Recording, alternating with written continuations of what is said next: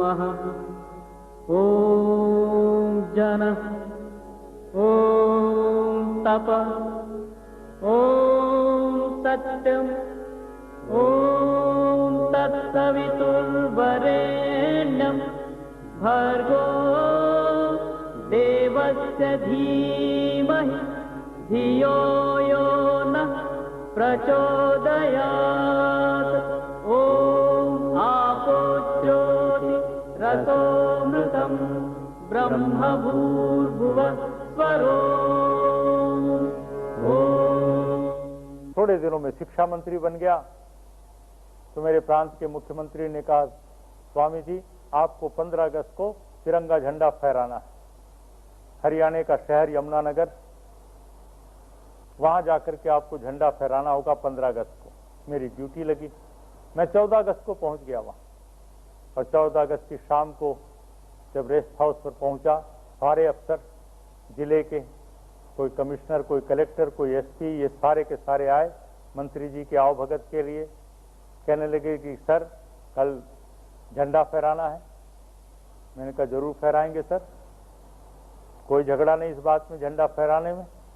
लेकिन 15 अगस्त का झंडा तब फहरेगा जब अग्निवेश अपने हाथ में झाड़ू लेकर के सुबह सुबह 4-5 बजे इस यमुनानगर की सबसे गंदी बस्ती, जहां सफाई कर्मचारी रहते हैं, वहां जाकर के अपने हाथ से खुद सफाई करेगा।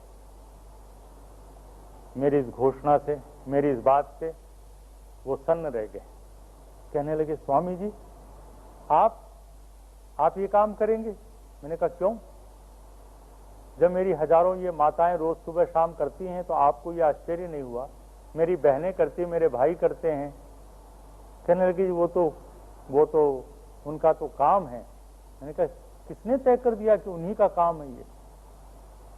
किसने तय कर दिया? क्या उनका उस खास मां के पेट से पैदा होना ही तय कर देता है हमेशा हमेशा के लिए कि वही लोग ये काम करेंगे और कोई दूसरा नहीं करेगा? वो बेचारे सिर झुकाए सुनते रहे मेरी बातों को।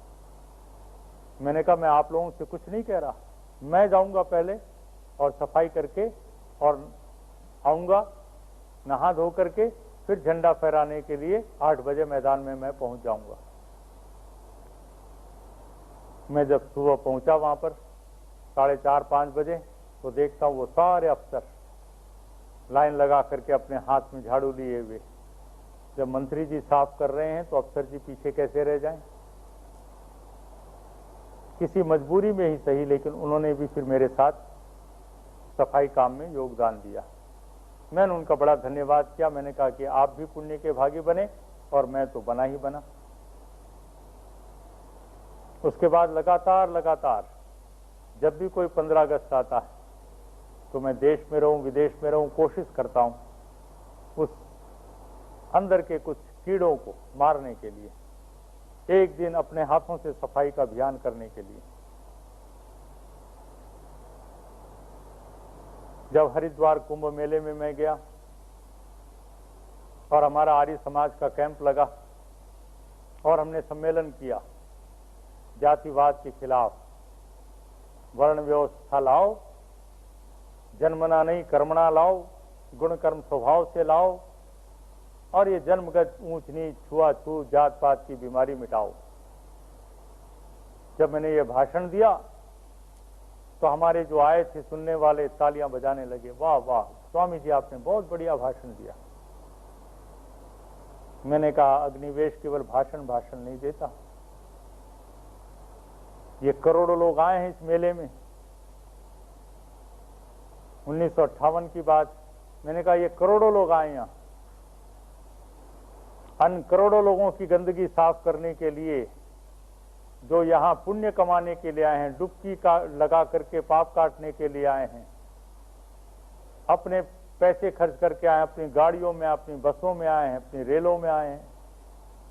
सारा और इंतजाम तो इन्होंने कर लिया अपना ठीक ठाक ठहरने का, सरकार ने भी कर दिया इनका,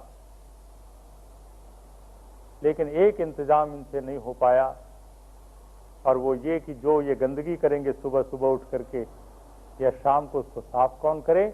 तो इसके लिए दूर आजमगढ़ से और दूर किसी जौनपुर से और दूर किसी मुजफ्फरनगर से एक खास जाति के लोगों को, एक खास बिरादरी के लोगों को वहां पर औरत, आदमी, बच्चों को मेले में रखा गया है। वो छिप करके रहते हैं, वो दिखाई नहीं पड़ते हैं। उनका काम ये होता है कि जब चारों तरफ गंदगी गंदगी हो जाए तो जाओ झट से और अपने हाथों से उसको साफ कर दो। वहां वो डीडीटी का पाउडर डाल दो, ये करो वो करो। मैंने कहा ये समाज में जब से कुंभ मेला चल रहा है, जहां पर धर्म के बड़े बड़े आचार्य इकट्ठे होते हैं, शायद तब से ये प्रथा चली हुई है। आओ इसको हम आज तोड़ते हैं। मैंने कहा आज हम संकल्प लें कि कल सुबह उठ करके हम हवन बाद में करेंगे, यज्ञ बाद में करेंगे, संध्या बाद में करेंगे। सुबह उठ करके हम अपने इन भाइयों और बहनों से कहेंगे कि एक दिन के लिए तुम्हारी छुट्टी, आओ तुम हमारे पंडाल में बैठो, परमात्मा के भजन करो और दो तुम्हारा वो सामान जिससे तुम सफाई करते हो। हम करेंगे सफाई कल सुबह। जब मैंने ये बात कही तो हमारे ही सन्यासी घबरा गए। कहने देखिए हम साहब, ये हम सन्यासी हैं, हम कोई वैसे नहीं हैं, आप कुछ भी हमसे कराते रहें। हम उपदेश कर सकते हैं, हम भजन कर सकते हैं, हम यज्ञ कर सकते हैं, हम इस प्रकार से घूम करके मेले में ये गंदगी साफ नहीं कर सकते। मैंने कहा ठीक है महाराज, मत करो, मैं तो किसी पर जोर जबरदस्ती नहीं कर रहा, मैं खुद करूंगा जरूर। जब मैंने ये बात कही, स्वामी इंद्रवेश जी ने कहा मैं भी करूंगा।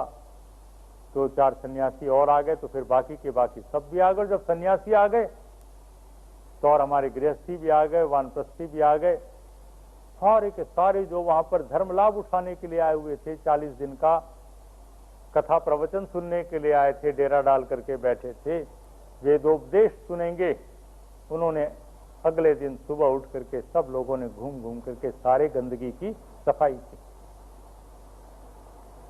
अपने हाथ से वो तसले उठा उठा करके जहां उसको फेंक करके आना था, उसको पानी से धो करके फिर रखना था, सब हम लोगों ने किया। और जब लौट करके आए तो हमने भी स्नान किया, और वो जो हमारे भाई बैठे थे सफाई कर्मचारी, उन्होंने भी स्नान किया, और हम सब फिर बैठ करके हम हवन करने के लिए आए। जब हम हवन करने के लिए यज्ञ कुंड पर इकट्ठे हुए तो हमने कहा देखो बाकी के जो लोग बैठे हुए हैं यहाँ पर, उनके गले में यज्ञोपवीत सुशोभित है, लेकिन जो सबसे पवित्र काम करता है, समाज की सफाई करता है, गंदगी करने वालों के गले में तो यज्ञोपवीत जरूर मिल जाएगा, लेकिन जो साफ कर रहा है उसके गले में यज्ञोपवीत क्यों नहीं है? तो हमने यज्ञ करके यज्ञोपवीत का धागा लेकर के एक एक बच्चे के, एक एक माँ के, बहन के, वो जो सफाई कर्मचारी थे, उनको हमने यज्ञोपवीत प्रदान किया। यज्ञ होने के बाद फिर हम सब इकट्ठे हुए। हमने कहा आओ सब मिलकर के भोजन करेंगे। वो बैठे, हमने उनको भोजन कराया, उनके साथ बैठ करके हमने भोजन किया।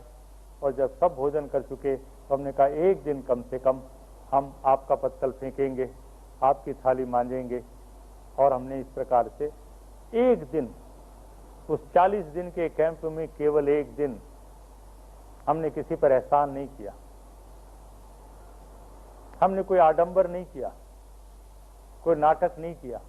बड़ी ईमानदारी के साथ जो हृदय की भावनाएं थी कि ये छुआछूत की बीमारी ये कब मिटेगी, कैसे जाएगी, कब हम स्वयं इस बात का एहसास करेंगे कि हम वो काम करके देखें तो सही जिसको दूसरा करता है और हम समझते हैं ये करने उसकी जिम्मेदारी है, क्योंकि वो पैदा हो गया है ऐसी माँ के पेट से, उसको यही काम करना पड़ेगा। और ये काम करने के बाद ये नहीं कि वो हमारा एहसान ले ले, उसको हम दुत्कारेंगे, उसको नीच कहेंगे और अछूत कहेंगे, उसका नाम लेकर के नहीं बुलाएंगे उसको, अरे वो नीच, वो अछूत,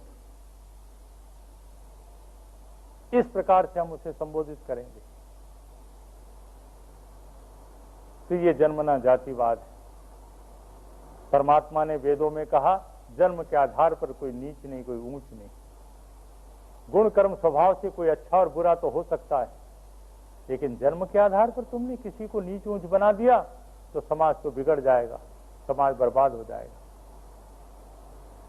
लेकिन हमने परमात्मा की वाणी वेदों की तरफ ध्यान नहीं दिया, हमने उपनिषद के ऋषियों की तरफ ध्यान नहीं दिया, हमने गीता के प्रणेता योगीराज कृष्ण की बातों की तरफ ध्यान नहीं दिया। न जाने कहां से निकाल करके और मनुस्मृति में भी मिलावट करके गलत से गलत परंपराओं को उसमें घुसेड़ करके हमने कहा अरे देखो वहां लिखा यहां लिखा, उल्टी सीधी बातें कहीं न कहीं घुसेड़ दी और उसको ढोए चले जा रहे हैं, छाती से चिपकाए चले जा रहे हैं। बदलने के लिए हम तैयार नहीं।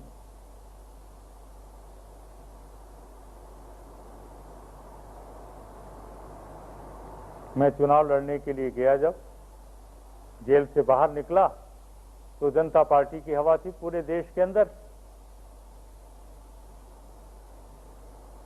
तो जयप्रकाश नारायण जी ने मुझसे कहा कि स्वामी जी अब आप भी जनता पार्टी में शामिल हो जाएं और इसके माध्यम से जो हम क्रांति करना चाहते थे, समाज में परिवर्तन, वो करने का काम कीजिए।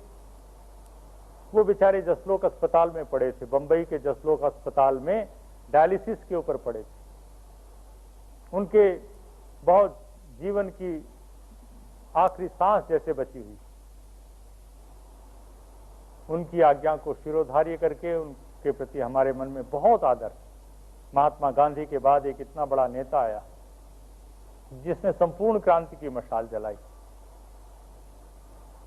तो हम जनता पार्टी में आए तो उन्होंने हमें कहा आप चुनाव लड़िए, कुरुक्षेत्र से लड़िए, तो उसके पास ही पुनरी। तो हम चुनाव लड़ने चले गए। जनता पार्टी का टिकट था और बड़ी अच्छी हवा थी, लहर थी, हमें कोई दिक्कत नहीं हो रही थी। लेकिन एक दिन अचानक एक गांव की बहुत बड़ी सभा में, एक बहुत बड़ी अच्छी विशाल सभा में, शाम का वक्त था, अंधेरा हो रहा था, तो एक बुजुर्ग खड़ा हो गया सामने, पगड़ी बांधे हुए चौधरी, और बुजुर्ग ने खड़े होकर के कहा बाबा नू बता तेरा दूध कैसा है। हरियाणवी भाषा में उसने पूछा कि बाबा जी तुम्हारा दूध क्या है। मैं एक बार चौंका, मैं अटपटा सा सवाल,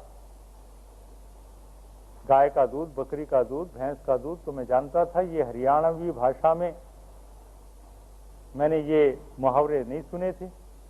तो किसी ने मुझे धीरे से कान में कहा स्वामी जी ये आपकी जात जानना चाहता, जाति, आप किस जाति के हैं। अब इन कपड़ों से, अग्निवेश नाम से स्वामी सन्यासी का रूप देखकर उसको तो समझ में नहीं आ रहा था कि ये किस जाति का है। मैंने कहा कि मेरी जाति का आपको कैसे अंदाज लगेगा, मैं तो पैदा भी हुआ बहुत दूर, कहीं आंध्र प्रदेश के श्रीकाकुलम में, इसलिए आपको पता नहीं लग सकता मेरी जाति का। तो वो चौधरी कहने लगा लेकिन आप बता दो ना, बता दो वहां जहां से आप आए हैं वहां किस घर में, किस जाति में आप पैदा हुए थे। जब मैंने उसका समझ लिया ये क्या जानना चाहता है, तो मैंने हठात कह दिया कि चौधरी साहब क्यों परेशान हो रहे हो, मैं तो भंगी हूं, मेरी जात भंगी की है। जैसे मैंने कहा जैसे उसे बिजली का करंट लगा, घबरा गया वो, परेशान, भौहें तन गई। और वो मुझे कहता है, गुस्से में आकर के कहता है, अरे तू भंगी का था तो यहां क्यों आया मरने के लिए, ये तो जनरल सीट है, जाना चाहिए था रिजर्व सीट पे तुझे। एकदम उसके विचार, उसकी भाषा बदल गई। तिरस्कार की भाषा में मुझे चुनौती देके कहने लगा कि वो सन्यासी तू यदि भंगी के घर पैदा हुआ था तो यहां क्यों आए, तो जनरल सीट है, पुनरी की सीट, तुझे बगल में जाना चाहिए था गुला चीका की सीट पर, वो है रिजर्व सीट, तुम लोगों के लिए बनी है वो सीट। मैं मुस्कुराने लगा, मैंने कहा मेरे वोटर को मैं नाराज करूं तो भी अच्छी बात नहीं, लेकिन सच्ची बात ना कहूं तो वो भी अच्छी बात नहीं, क्या किया जाए। मैंने कहा मेरे भाई क्यों इतना नाराज हो रहे हो, मेरे बुजुर्ग क्यों इतने गुस्से में आए हुए हो। भारत का संविधान ये इजाजत देता है, भारत का कानून ये इजाजत देता है कि रिजर्व सीट पर तो केवल उन खास जातियों के लोग ही, जो अनुसूचित जाति, अनुसूचित जनजाति के लोग हैं, वही खड़े हो सकते हैं, लेकिन जनरल सीट पर चाहे जो हो सकता है। वो तो रिजर्व है उनके लिए, लेकिन इसका ये मतलब नहीं कि वो यहां से नहीं खड़े हो सकते। जब मैंने ये बात कही तो वो और घबरा गया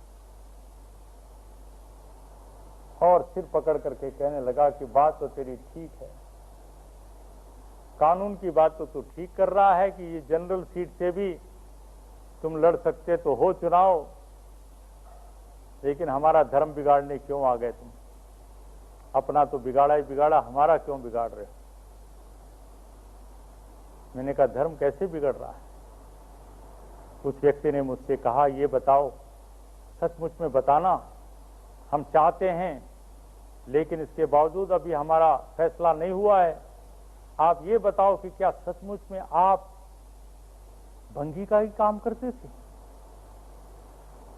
उसको विश्वास नहीं हो रहा। क्या सचमुच में आप काम भी भंगी का करते थे? साधु बनने से पहले करते थे क्या क्या काम ये? मैंने कहा साधु बनने से पहले की बात नहीं, साधु बन के भी यही काम कर रहा हूं मैं। मैंने कहा भंगी का काम होता है गंदी नाली में झाड़ू लगाना, साफ करना, और मैं रोज सुबह उठ करके तुम्हारे जैसे लोगों के दिल और दिमाग में जो जातिवाद की गंदगी के कीड़े बिलबिलाते हैं, उसको रोज रोज रोज रोज झाड़ू लगा लगा करके साफ करता हूं। इसलिए काम तो आज भी मैं भंगी का ही कर रहा हूं।